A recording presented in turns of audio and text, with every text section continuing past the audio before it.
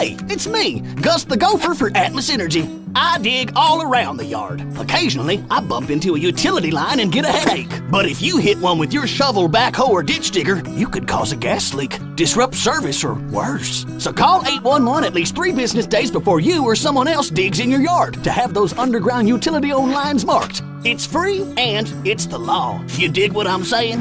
For more on safe digging, visit atmosenergy.com/811.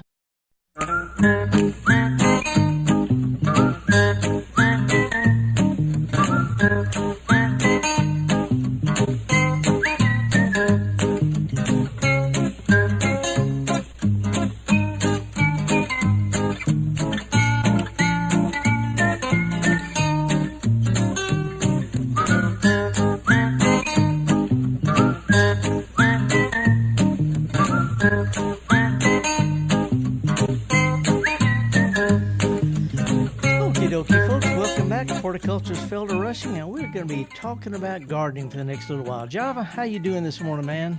Man, I'm doing fine. I do have to say a very, very special good morning to Pamela from Harleston. She is always the first in the chat on YouTube, and that deserves recognition. So Good morning, Pamela. Yeah, and good morning to you too, man. Thank you, sir. Anybody who's not quite sure what we're talking about here, we not only on the radio, but we're also on live stream. If you want to go to YouTube and watch us, see my clean hat. I even shaved this morning, Java.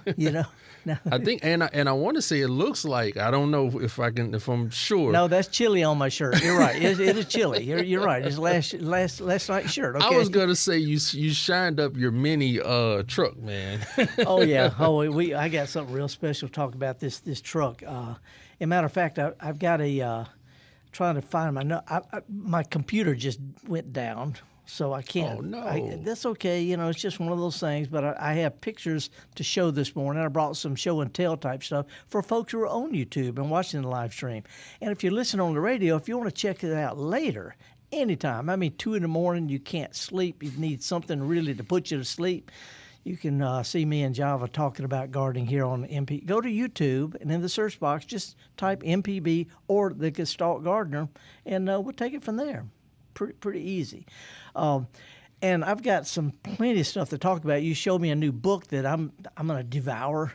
Yeah, no, that's right up. You've mentioned it several times, so I had to show it to you. We had it on the shelf for a while, so I'm gonna say Felder borrowed it from the library. Well, let's just go ahead and talk about it before we take our first call. This is a book, and it's got a weird book. It's called Atlas Obscura. Yeah. Atlas Obscura, second edition. It's a New York Times bestseller. But what Atlas Obscura is, started as an online site of weird things to see anywhere in the world. If you're going to anywhere, pick a country, pick a state, pick anywhere, and go to Atlas Obscura, and it's got the weird stuff you can see, which is right up my alley. Java, I've seen some weird stuff over the years, man. We got to check and dive into what are the Mississippi offerings. They only have one. They have one, and it's not that weird. We've got some really strange stuff in Mississippi, but this is the Mississippi River Basin model. Right outside Vicksburg, the Army Corps of Engineers. I've seen that. They got a whole map of the the Mississippi River. But and we got some better stuff than that. Come on, Atlas Obscura. We're going to need a third edition just for Mississippi. There you go. And I got plenty of stuff to yak about, but let's start off right at the bat. We have a caller named Kevin from Charleston, South Carolina. Kevin, what you doing calling Mississippi? What's up? Hey, just had a couple of quick questions for you. So last night, as I was repotting my tomato plant, because it came in a pot with like its own little plastic cage, and it was outgrowing it, so I wanted to put it in a planter box. Yeah. And I may or may not have broken a couple of the larger stems. How bad did that mess it up? Are they stems or the leaves or what? Stems. Huh. Tomato plants sprout out like a lot of plants. They put out new sprouts at leaf joints or old leaf joints. So as long as you've got a leaf joint or two up above, below where you broke it off, they should sprout back out. And, all right, perfect. And the part you cut off, if it's not too wilted, you can actually root those in water. Oh, okay. That's easy enough. Tomato is one of the few vegetables that grows roots up and down the stem. So if they're not too long, 4, 5, 6 inches long, put them in a glass of water and see if you can't root them. Sounds good. Another question for you, pepper question this time. I was reading that it is beneficial to pop off flowers as they come off for a little while. When do I need to stop doing that? Well, first of all, there's the idea of popping off flowers on young plants to kick them back into vegetative growth so they get bigger, sturdier plants instead of sending energy into flowers and fruit. There's a basis in horticulture, but it's not that big a deal. A lot of people don't do that. So it's, it's 6 and 2 3s, as we say. So it's not that big a deal is what I'm saying. So I can't I can't give good advice on something that doesn't really matter. Good enough for me. Last question. One thing that I cannot find, no matter where I look, is bird's eye chilies. Little chili pekin. Look for Pequin, chili pekin. They're smaller than little English peas, and they will light you up. And a matter of fact, mine have actually, in Charleston, they may actually make it over winter at a protected place outdoors. Sometimes mine come up in central Mississippi, but they're also really, really easy to save. The little small peppers, each one has got a jillion little tiny seeds. But once you get it, it's a good one. But look for chili pekin, Pequin. They're called poppers. Because you eat one of them and Java, these hot peppers, these little things, they're not enough to turn the inside out like a jalapeno, but they make you sweat, they make you flush, which cools you off and also gets your digestive system going better. So they're used as digestive aids and to cool you off. And I also heard in that whole explanation, this is something Java would never eat. Well, I mean, they're really about the size of a little English pea, but and it's one of my favorite. The flowers, it's just a cool little plant. But look for chili pekin. Perfect. I've been looking for a replacement ever since because I've never been able to find bird's eye outside of Singapore. So I appreciate you, and I always know who to call. All righty, man. Appreciate you. Bye bye. Java, there's some stuff to talk about, man. Including things that we went last week. I went up to Columbus. We did the Angela Ferraza. Angela Ferrez. We went up to Columbus to the farmers market and had a blast. A really good crowd, but also some things the night before. But folks on live stream can see this picture number 1. I don't have to describe this job. Oh well, I oddly enough, when I saw the picture, I moved a couple of these from the porch back into the garden because they are big and fat and long. Man. One like this. I mean, this is the largest earthworm I've ever seen. And a lady who's on Mississippi Facebook posted she found it in her yard in Newton. Oh. Which is, right in central Mississippi between Jackson and Meridian. But anyway, let's see the next picture, picture number 2. She has it stretched out by it's over, I can't even read that. What's 16 inches long? Yeah, about 15, 16 inches long. Yeah. Well, I looked it up. And we have a special kind of earthworm here that gets that big. It's pink colored. Whoa. And they're huge. And you're probably never going to see one because they don't want to come up, in the daytime. But anyway, giant earthworm. And it is native. I looked it up. I don't know the Latin name or anything. But anyway, just want to show there's a worm that's almost 1.5 foot long lurking in Mississippi. So jump back, calm down, and leave it alone. If it was green, it would be a gardener snake. Yeah. But anyway, I just want to show that because it's kind of interesting stuff. Atlas obscura don't know nothing about gardening in Mississippi. And speaking of going up to Columbus, the night before the farmers market, we had a little get together at Angela's one of her son's place, and it got to be they were young people. But it felt like old people sitting around, jacket, sitting on a porch, summer evening, just relaxing. So I heard some music, and I went up the street to a place called Munson's Brothers, a little funky pub type thing. And on the bar in this place, picture number 3, they had the most incredible flower arrangements that one of the ladies who tends the bar brought from her garden. Incredible flower. Looked like some David Austin roses. It's got phlox. It's got Queen Anne's lace. It's got all sorts of stuff in nice little crystal vases. So, you can find beauty in some of the most unusual, unexpected places. Just want to throw that out. If you want to give us a call, folks, we have the lines wide open. It's toll-free, 1-877-MPB-RING. It's a free call, no matter where you're calling from. And while we're going into this break, let me show you a wildflower from my yard.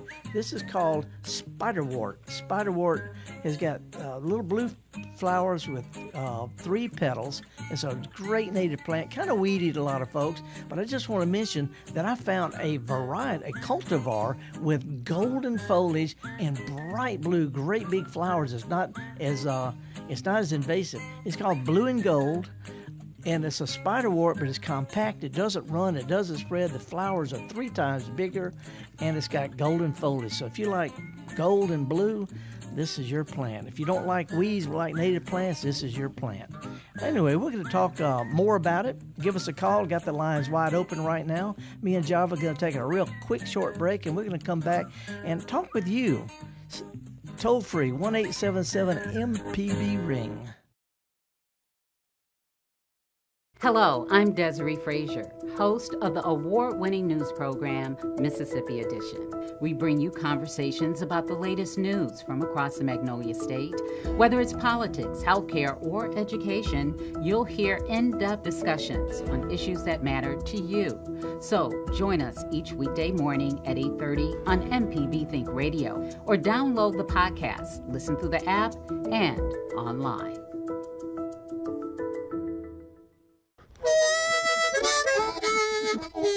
Hi, ladies and gentlemen. My name is Bobby Rush.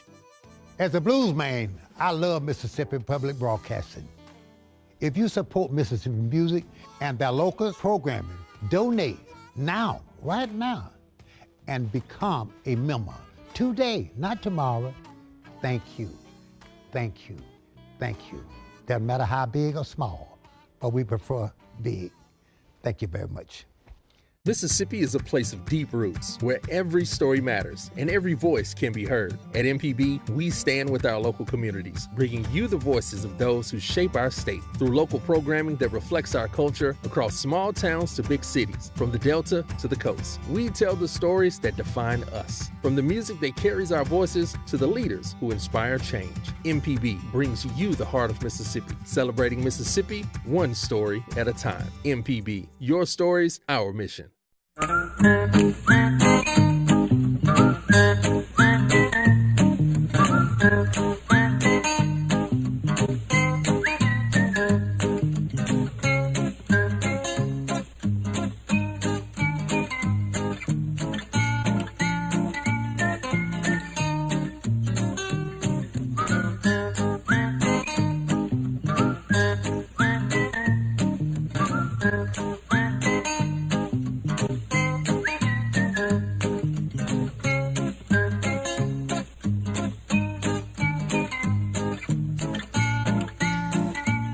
Folks, welcome back. Horticulturalist Felder Rushing. And Java, I forgot to mention while I was in Columbus, I took it. It sounds kind of creepy, but I like old cemeteries.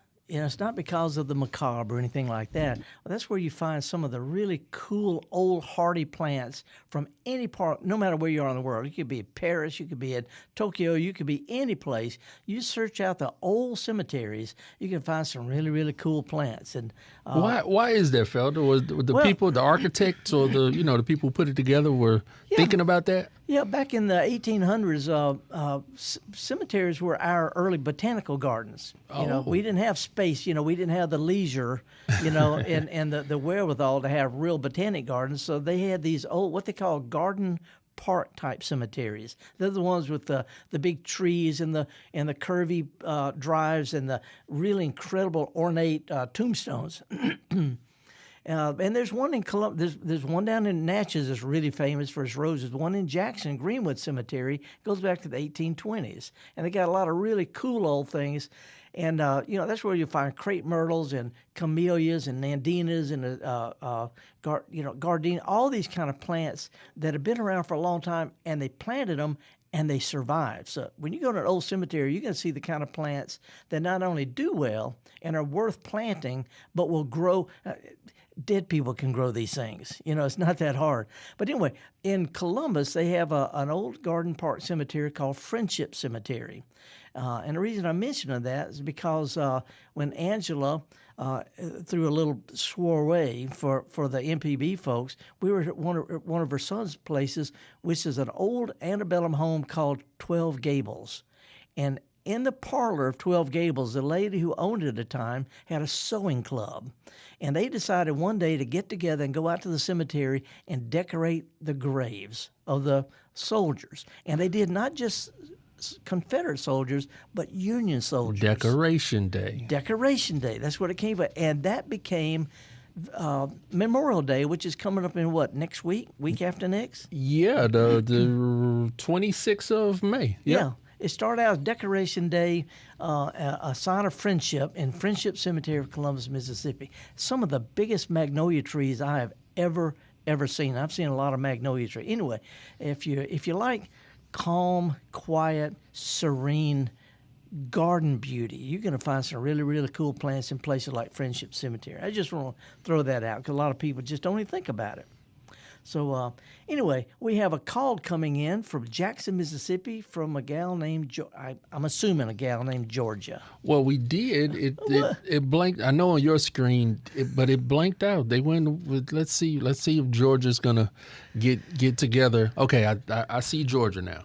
Good morning, Georgia. How are you? Hello. Okay, it's not Georgia. It is Patricia. Patricia, how are you this morning? Hi, Patricia. It's me. Okay. Hi. Howdy. I'm doing fine. I have two unusual things. I guess that's because I'm kind of an unusual person. But last week, about a week ago, I bought a night blooming series that was about 10 to 12 years old, they said. And it was loaded with buds. And I was so glad because I'm up quite often at midnight, and of course it's supposed to bloom at midnight. And so this morning, and I'm so glad that it's the morning of your show, this morning I took my coffee out to the garage, and I was sitting out there. I went out there, and what to my wondering eyes should appear, my night blooming series, one of the buds had opened up. Wow. And it's full open. It hasn't started to droop or anything. So that's number one. And then the other thing is a couple of years ago, we had to cut down my decorative pear tree in my front yard because it got some kind of bad disease. And so then that fall, it started coming back out with growth. And that thing, the other pear tree had never had thorns on it. But guess what? It's got this thorns. one has thorns. Yeah. Now, how do you explain that? Well, it's an oddball thing, but the ornamental pears, Bradford, Cleveland, there's a whole bunch of them. We collectively call them Bradford pears. They're cultivars. They're specific varieties that don't grow easily on their own, but they're grafted. And so what happens, they take a regular wild pear tree and they graft these different varieties on it to sell because they're prettier. And if the grafted part dies, the root sprouts out. So what you've got is just plain old wild pear tree. And they can sometimes, they have pretty flowers and beautiful fall colors. Sometimes they have a little small fruit about the size of maybe a marble at the most. But that's all. It's the root stock. That's what it is. It's called it's calorie pear is a technical name, but not anybody cares. Okay. Well, that is so interesting because my neighbor, took a picture of it, and I was going to take it over to the home extension thing. But anyway, back to the night blooming series. Do you reckon it was the current solar storm that's in progress? No, it's a lot less complicated than that. These plants are tropical. They grow in trees. They literally hang in trees, just like Spanish moss. Matter of fact, the Latin name is epiphyllum, or which means they just grow in trees. They don't even need dirt. They don't need soils. You don't have to water them and fertilize them a lot. But anyway, what triggers them to bloom is when they go through a dry spell. They get plenty of sun. The sun, the amount of sun they get, which is not as big a deal in the tropics. But if they go through a dry spell or anything that sort of stretches the roots a little bit, it kicks them into flowering. It's a hormonal thing. Yeah, it's just like a lot of people are seeing Christmas and Easter, Christmas cactus and Thanksgiving cactus blooming now without realizing that where these things grow naturally, they don't know about holidays. They bloom according to day length, and if we have the right amount of day length in the late winter and early spring, they kick into blooming. So they bloom twice a year where they naturally grow. Okay, well, I'm glad to know about that. I have a Thanksgiving. I found out mine was Thanksgiving because at Thanksgiving it was loaded. No, nothing to do with holiday. Nothing has to do with day length and stress. It just happened to be right there at Thanksgiving. It was just loaded. I understand. Yeah. Now, there's an easier way to tell, and I can't remember, but how the leaves, which are actually flattened stems, they don't really have leaves. They have flattened stems.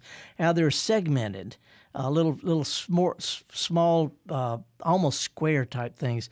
Some have a smooth edge. Yes, some of them have a smooth edge. Some have a rounded, kind of lobed little edge. Some have little pointy edges on each one of them. And that's how you tell the Christmas from the Thanksgiving from the Easter by species. But they'll all bloom if they get the right amount of sunshine and a little bit of drought stress. Well, why were they named after the holidays if it doesn't really have anything to do? Only in the United States do we call it Thanksgiving cactus because they don't have Thanksgiving anywhere else. They do it because that's about when it blooms. So it's just sort of like people say, prune your roses on George Washington's birthday. It happens to be in February. And people worldwide prune in February. We just call it Valentine's Day or whatever. So we tend to syncretism. We tend to put our own stuff on other events, just to make it easy to remember. Thank you so much. I'm just enjoying this so much. Good. And do you have a night blooming series? I'm sure you do. I've got one that came from my great-grandmother who got it at a garden club meeting in the State Council of Garden Club meetings, their annual statewide meeting in Jackson, and it came from cuttings from Eudora Welty's mama. Oh my gosh! So now you can't top when that. When I was a kid, we had to sit on the porch waiting for the night blooming cereus to bloom, sitting there listening to all the old folks on their swing, just chatting and talking about the weather, And the first night, I remember one night it didn't open, and I had to sit out there the next night and wait for it to open, which it did. Well, we did the same thing. My sister and I, when we were little kids, my granddaddy, I had some city grandparents and some country grandparents, but it was the city grandparents that had the night bloomer. Yeah. And he knew exactly when it was going to be open, and we would sit out there on the porch in the swing, and it would open up. Yep, that's what this is what we did before TV, Java. That's right, and it was good old days. Well, appreciate. I love your show, and thank you, y'all Patricia. So much. Thank you. Bye-bye.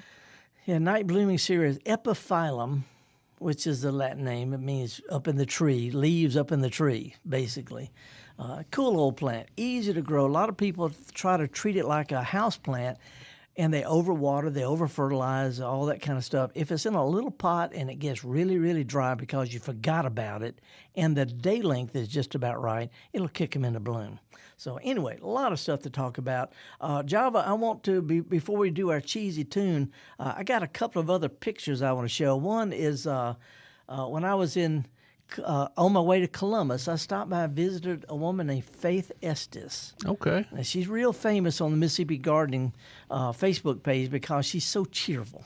She's just so cheerful, and she's an elderly woman, but she's out there every day in her garden, just doing all sorts of stuff.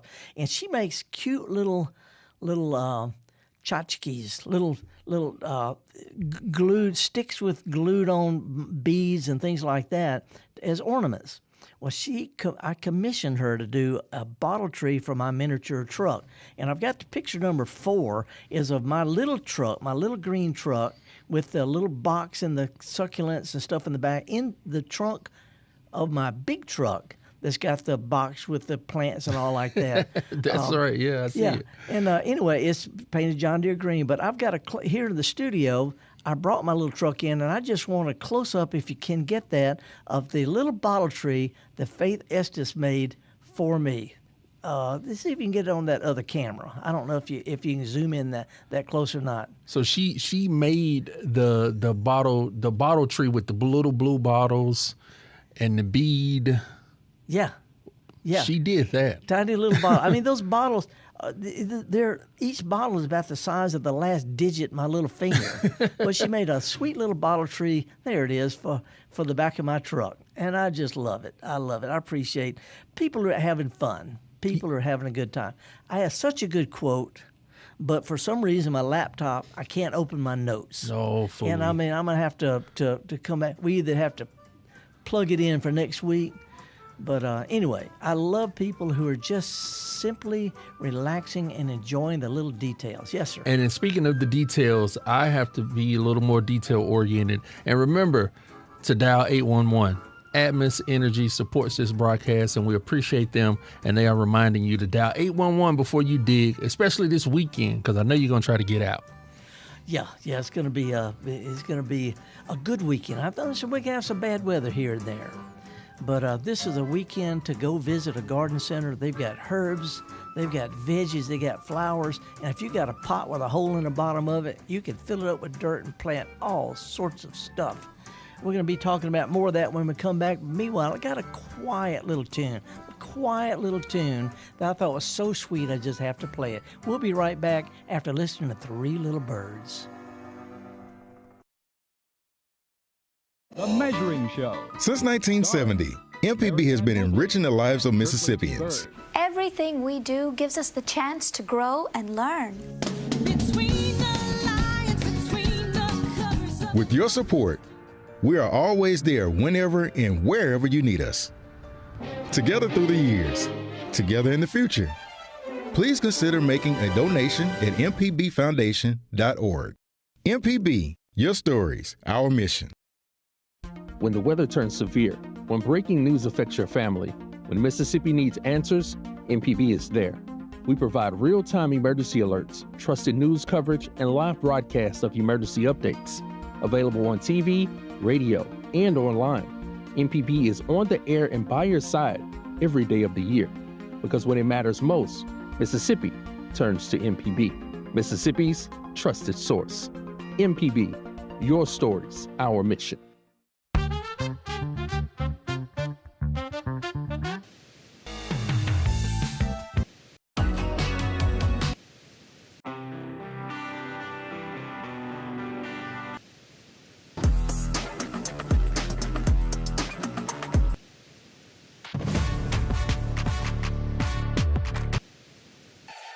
Together through the years, together in the future. MPB, your stories, our mission. Hey, it's me, Gus the Gopher for Atmos Energy. I dig all around the yard. Occasionally, I bump into a utility line and get a headache. But if you hit one with your shovel, backhoe, or ditch digger, you could cause a gas leak, disrupt service, or worse. So call 811 at least 3 business days before you or someone else digs in your yard to have those underground utility-owned lines marked. It's free and it's the law. You dig what I'm saying? For more on safe digging, visit atmosenergy.com/811.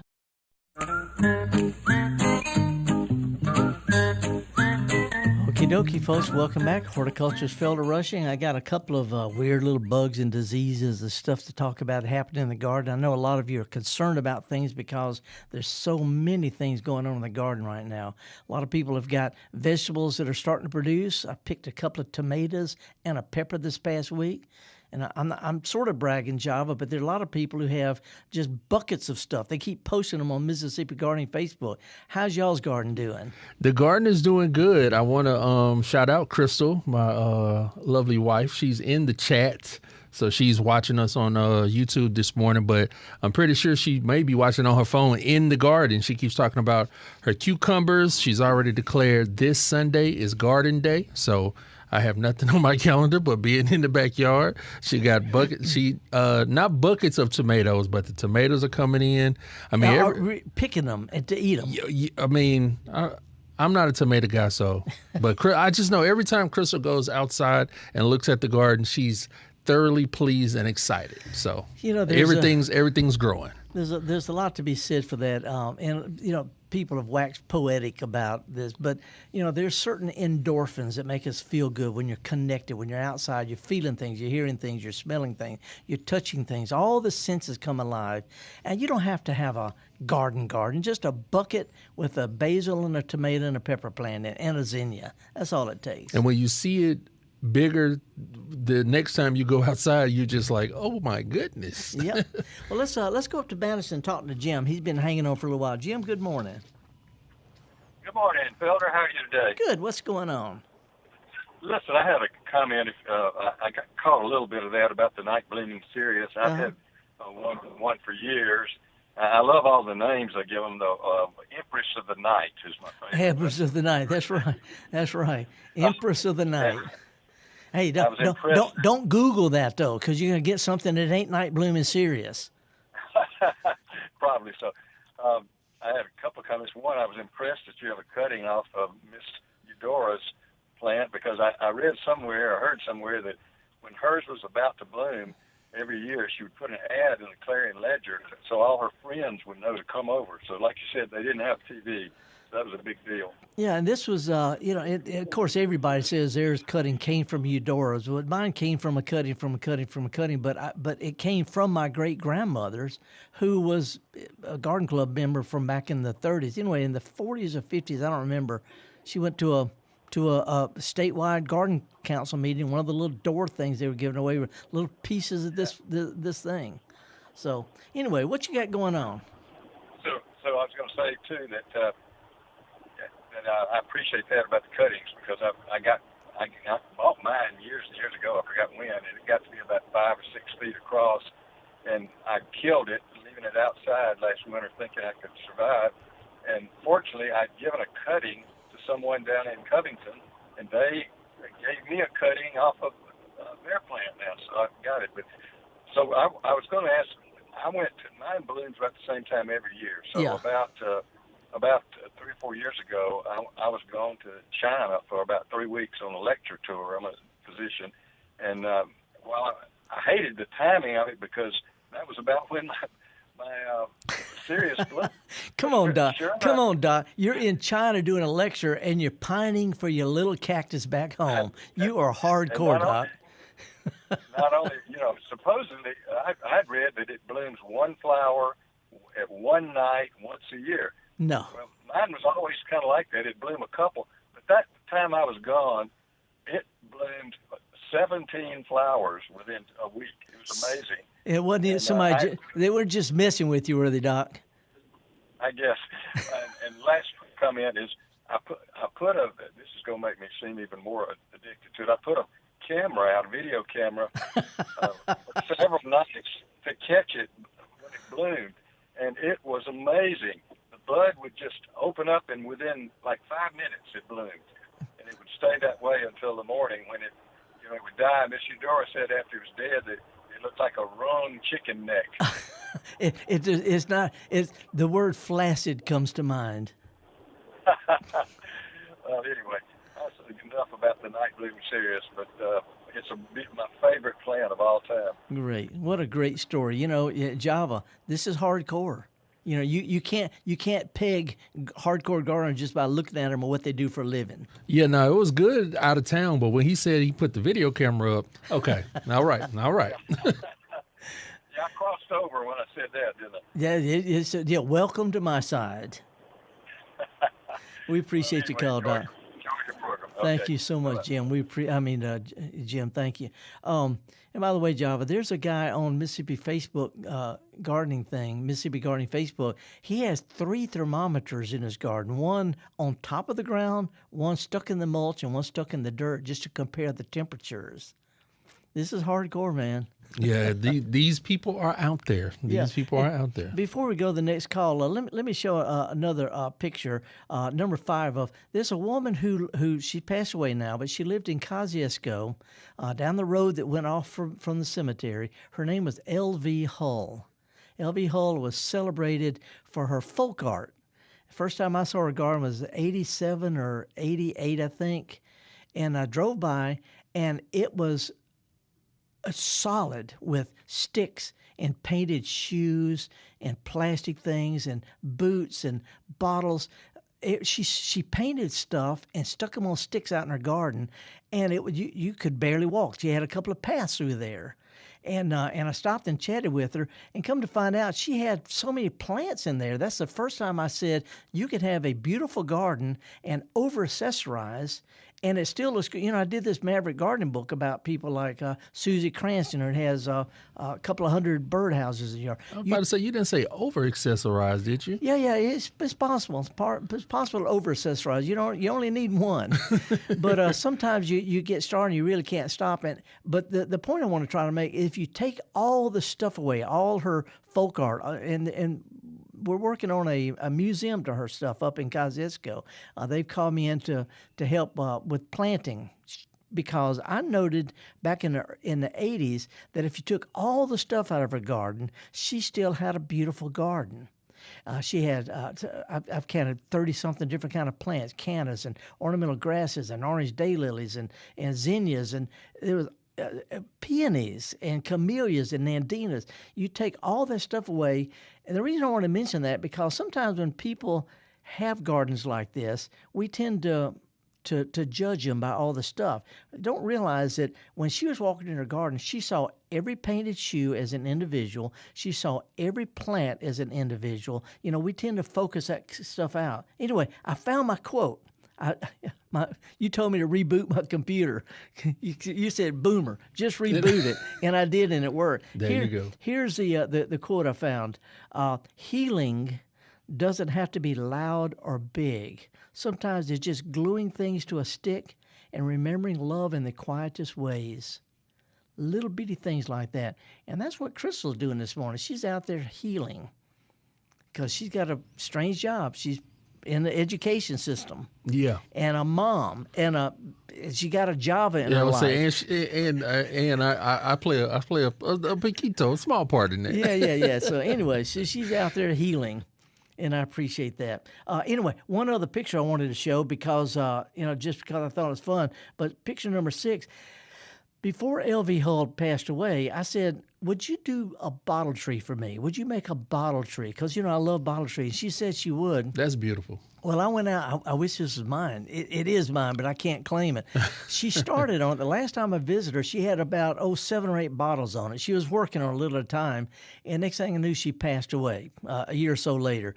Anyway, I was at the exhibit where they're trying to put together her artifacts for her visit, and the last thing that she did was this little bottle tree.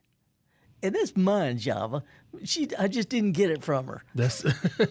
She was working on Felder and That's right. Anyway, It's little small bottles painted all different colors and stuck on a fun little thing. Anyway, I just want to throw that out because sometimes we overlook the little things, like Faith S. just making this little bottle tree for my truck. It's loving touches is what it is. Hey, let's slide over to Jackson.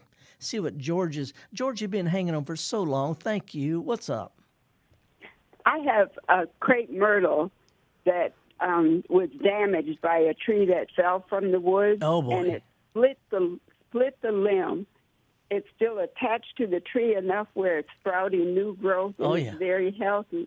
Is there a way that I can root it while it's on the tree and put it in the ground? How big is it?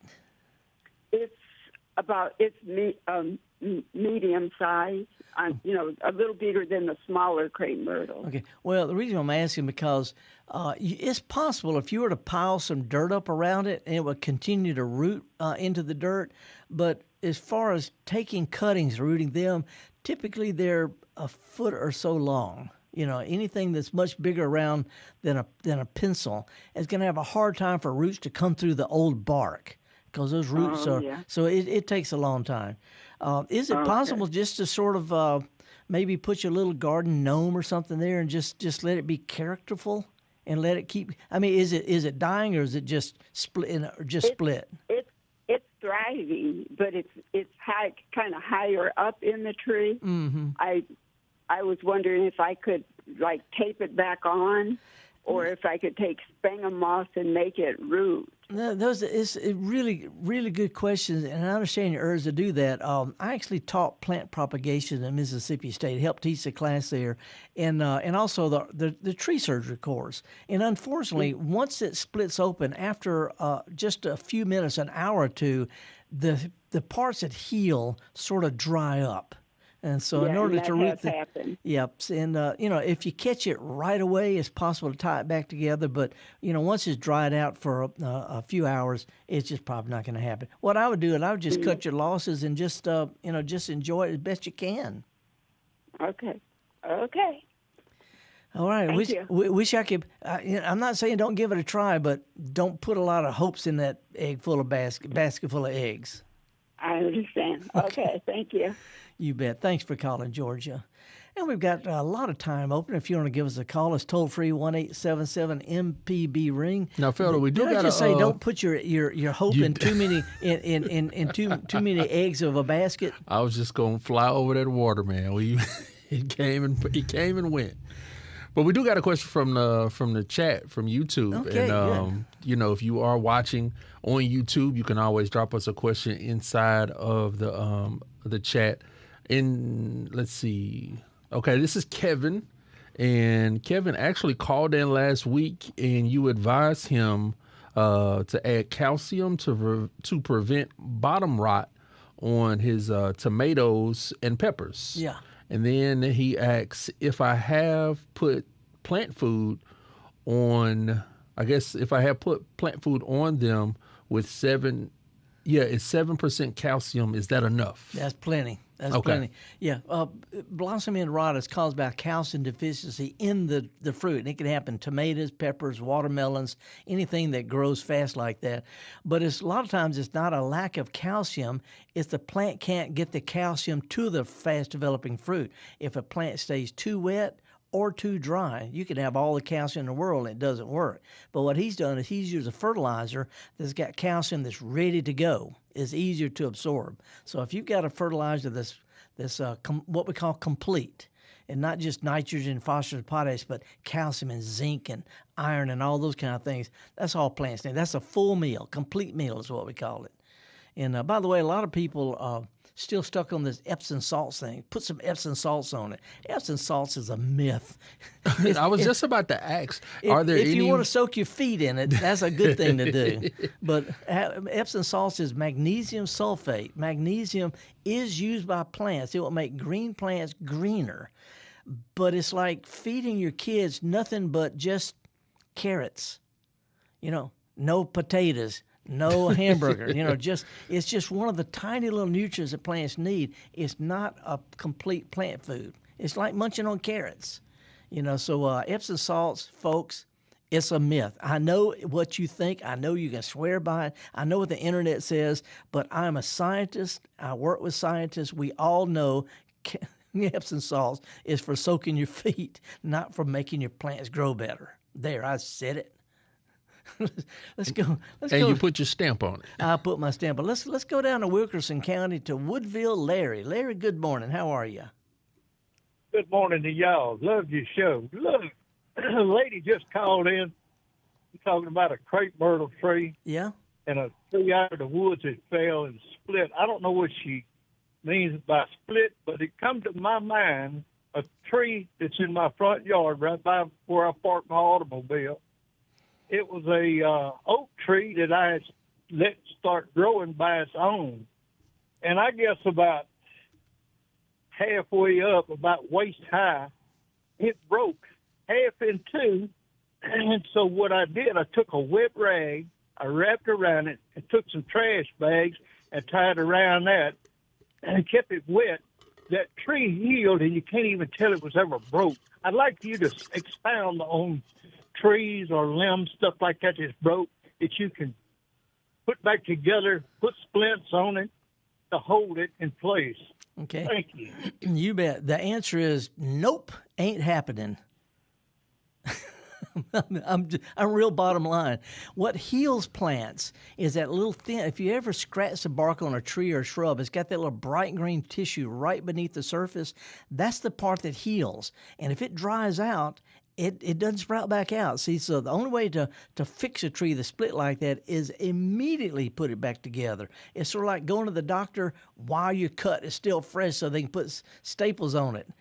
Don't wait next week because it's not going to heal. Anyway, as far as tying things back together, you can drill a hole all the way through a trunk of a tree. It doesn't hurt. It just leaves a little hole on each side, and then drill it straight on through to the part that's split and run a threaded rod through it, and using washers and nuts, you can brace it back. You can pull it back together, but it's not going to heal. It's not going to heal. It's really fast how things scab over, I guess, with trees. So other than just tying it together just because you want to tie it together, the best thing to do is just go ahead and cut it off or ignore it and hope that a woodpecker lives in it. Now, I know that it made me think about another caller when you talked about, what did you say, a ecological condominium or something like that. And anyway, that's what it is. Yeah. That's what you get woodpeckers. By the way, the hoot owls are starting to do their thing, and the screech owls in my neighborhood, they're starting to crank up, and it is creepy sounding. Hey, let's go down to Fairhope, Alabama, to the beautiful Fairhope, and talk with John. Good morning, John. Good morning, Felder. How are you today? So far, so good. What you got going on?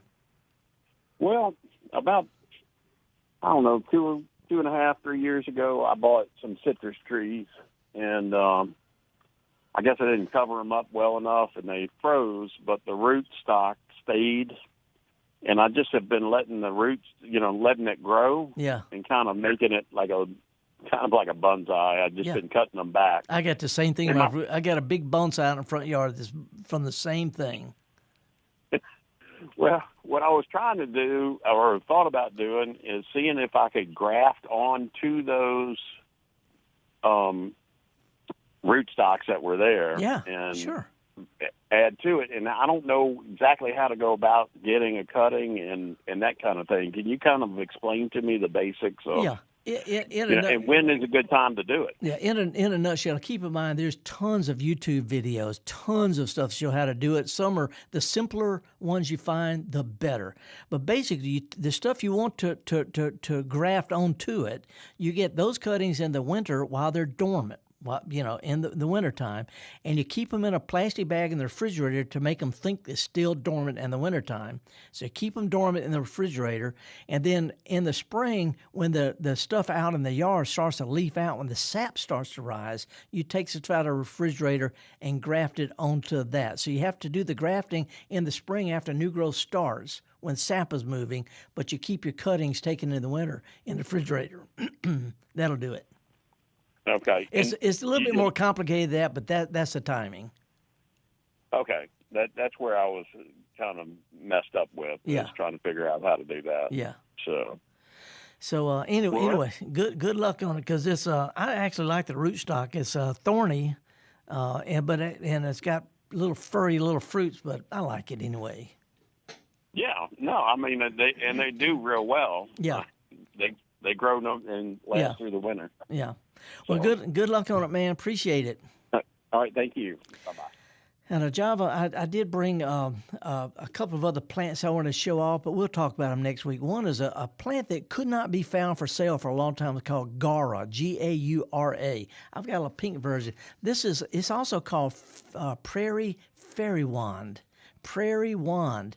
It's native to Oklahoma. It's a nice little hardy perennial. It has little star-shaped flowers. Usually it's white, but they've got varieties that are pink and red now. But Gaura, Gaura, they're selling in garden centers now. It is a really dependable, tough, all summer blooming native plant that butterflies just love. So if you're not familiar with Gaura or Prairie Wand, definitely worth putting in your yard. It will come back year after year and never stop blooming. And if you want to dig a hole before you plant your Gaura, call first. Make sure you dial 811. Again, want to thank Atmos Energy for supporting the Gestalt Gardener and reminding us 811 is your friend before you dig. You don't want to be that person. Don't be a Larry. Larry, that's right. He was burying his cat or his chicken or something like that, and he hit a gas line in his flower bed. Because you don't know where they are. You don't know where those lines are. Don't be a Larry. Call 811. Anyway, I think we got time to squeeze in another call. Mikey from Mobile. Mikey, we're starting to run out of time, but good morning. Good morning. Thank you. I'm going to be fast here, and I appreciate that last tip. Make it quick. Right? Make it quick. Okay. Oak tree struck by lightning. Yeah. Had to take it down because it also apparently had a root that went across to a water line leading directly to the house. Right. Not a good scene. So what's the point? What do I do? What do I do? About what? You said you already cut it down? I had to. Well, I was told that I had to. Yeah. So have you yet? Yes. So I guess when I say, what's the question? You already cut it down. What can I help you with?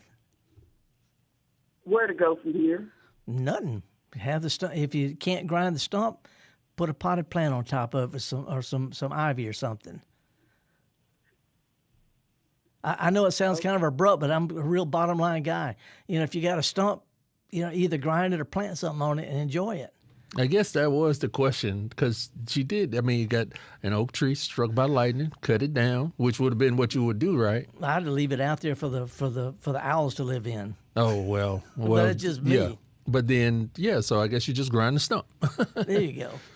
Kind of a bottom line thing, Java. Yeah. Yeah, I didn't have my notes with me today, but we made it through. We got some good calls. I think we did okay. I hope that folks will go in and tune in on the YouTube, and in the search box do Gestalt Garden or MPB and take it there and see Faith S's sweet little bottle tree and some of the flowers I brought in. Oh, and some of the comments in the chat all about how great those bottle trees, the small one and the bigger one are. Some people don't like bottle trees. I don't hang stuff out of holes in my ears. Shut up. Okay, same thing. You hang glass baubles out of your ears, I stick them in my truck. Anyway, Java, it's a great weekend. You could be gardening Sunday. I might swing by. Come on through. Just to watch. No, you getting put to work. It is a great weekend to get out. Garden centers are loaded with stuff and plenty of opportunity for you in a small scale to get out and do what we do best, and that's get dirty. It's good for you. Getting dirty is good for your heart. It's good for your body. It's good for your soul. It's good for everything, and it's good for the butterflies and bees. See you all next week.